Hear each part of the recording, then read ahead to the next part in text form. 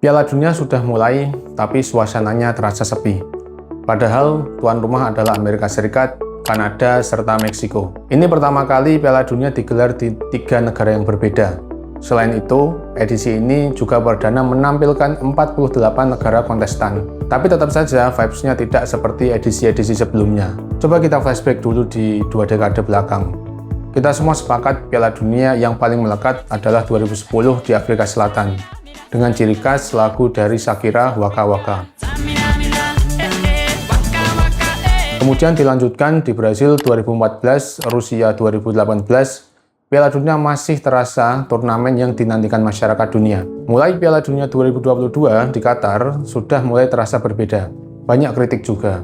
Banyak yang menanyakan Piala Dunia kok digelar di Timur Tengah, yang mana cuacanya panas. Itulah alasan kenapa Piala Dunia 2022 digelar di bulan November hingga Desember. Kritik selanjutnya dari Jerman yang membuat gestur tutup mulut karena ada larangan pakai ban Kapten Love yang mengkampanyekan LGBT. Beberapa protes dan masalah juga terjadi di Piala Dunia 2026. Banyak supporter dari negara peserta Piala Dunia ditolak masuk AS karena aturan imigrasi. Data Departemen Luar Negeri AS menunjukkan warga dari 11 negara ditolak visa, antara lain Aljazair, Senegal, Ghana, Iran, Yordania, hingga Kongo.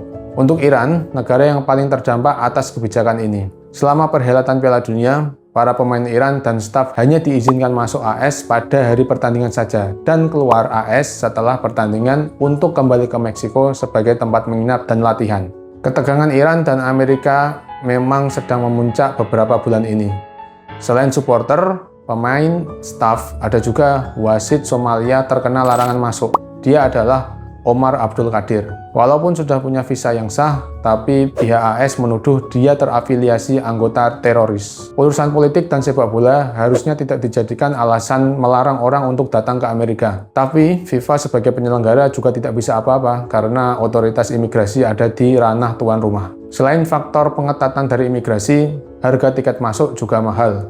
Sebagai contoh, tiket pertandingan Portugal mencapai 69 juta, kemudian Inggris 61 juta, begitu juga pertandingan Prancis 58 juta.